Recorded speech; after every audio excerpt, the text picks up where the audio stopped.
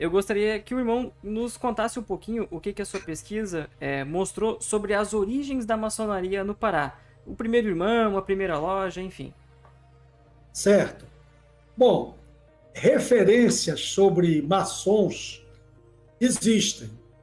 Maçons, principalmente alguns vindos da Guiana Francesa, aqui próximo, né? Trouxeram ideias maçônicas, circularam por Belém, né? Nos anos 20, por exemplo, anos 20 do século XIX, 1820, 20 e pouco, tal. Mas a primeira loja maçônica fundada no Pará foi a loja Tolerância, fundada em 1831. Né? Essa loja ela teve uma história curta, de pouco tempo. Por quê?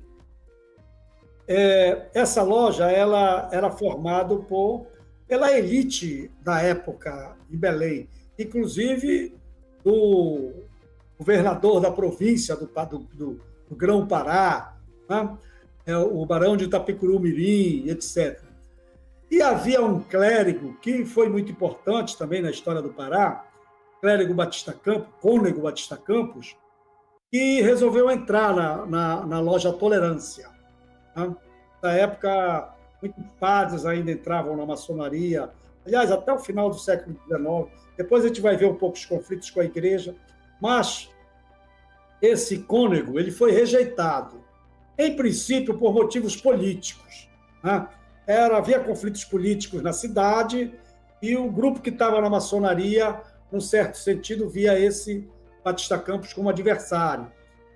Ele, rejeitado, como ele era um membro da igreja, ele passou a atacar a maçonaria violentamente. Né? No púlpito, dizia que aquilo era uma seita do demônio, aí começou a repetir aquelas histórias que já a igreja utilizava na Europa, né, de que havia rituais satânicos dentro das lojas maçônicas e outras bobagens. Né?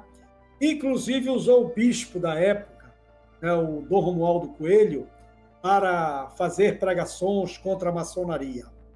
Então isso insuflou numa grande parte da população, né, uma imagem errada da maçonaria.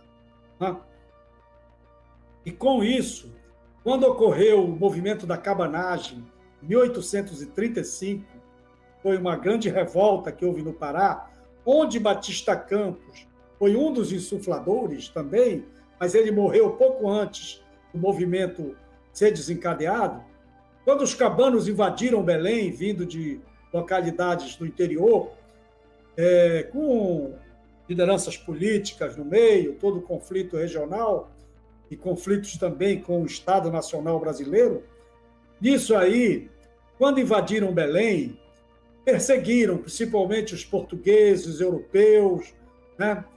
E invadiram a loja maçônica Tolerância, que foi incendiada e destruída. Nossa. Com isso, a maçonaria, em princípio, desaparece em Belém. A cabanagem causou muita destruição no Estado. Né? Foi uma destruição muito grande, uma mortandade grande, a população diminuiu na região amazônica toda, porque ela se estendeu também até Maués, no Amazonas, e com isso houve uma decadência econômica muito grande, uma recuperação lenta, e só nos anos 50 é que volta um crescimento econômico e também volta a penetrar a maçonaria em Belém. E aí, para falar das origens concretas da maçonaria, das atuais lojas, você vai ter, em 1857, a fundação de duas lojas maçônicas. A loja Harmonia número 8, e a loja que hoje é conhecida como Harmonia número 8. Na época era só Harmonia. E a Firmeza e Humanidade. Uma fundada em 28 de março de 1857, foi a Harmonia, e a Firmeza e Humanidade em 28 de maio de 1857. Essas lojas existem até hoje em Belém. O templo, inclusive, da Firmeza e Humanidade é muito bonito, e a Harmonia vendeu um prédio antigo, que era o templo dela, para onde hoje é um shopping, construiu onde foi uma escola dela, numa área muito grande também, um templo muito bom, né? Com salas, inclusive salão de banquetes, essas coisas todas. Então, 2 lojas muito antigas que existem até hoje, né? Depois, em 1858, surge a loja Harmonia e Fraternidade número 9, que também existe até hoje, né, em Belém, funcionando, está aí, que é uma loja também que tem história. Nessa sequência, em 1864, veio a loja Cosmopolita, que adormeceu durante o tempo e uns 50 anos atrás renasceu, né? A Cosmopolita. E, por último, para encerrar essa época inicial, vieram a loja Renascença, de 1872, que é uma loja que existe até hoje, com um prédio muito bonito, antigo, né? Um templo bonito também. É muito interessante visitar, porque eles são prédios antigos, de lojas antigas.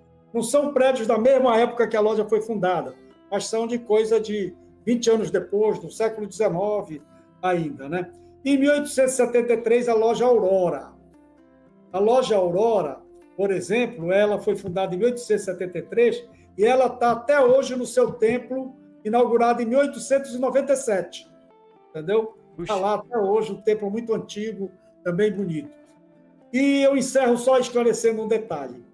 Hoje, só a loja Aurora dessas pertence ao Grande Oriente do Brasil, ao Grande Oriente do estado do Pará. Porque as outras, quando houve aquela secessão de 1827, que gerou as grandes lojas estaduais, elas passaram para a grande loja. Isso aí eu posso também explicar rapidamente, porque a grande liderança maçônica no Pará acompanhou a dissidência nacional, né, que foi liderado pelo Supremo Conselho do Rito Escocês, né, que rompeu com o Grande Oriente do Brasil, e eles aderiram aqui, e depois foram pegando outras lojas, tal. Ficou só a Aurora, e depois vai reconstruir o Grande Oriente no Pará, né? Então, essas são as lojas mais antigas que foram fundadas e desenvolveram a maçonaria no Pará. Lojas que vão de 1857 até 1873, as suas fundações, né? E que vão ter uma enorme participação na história do Pará, como nós vamos ver a seguir.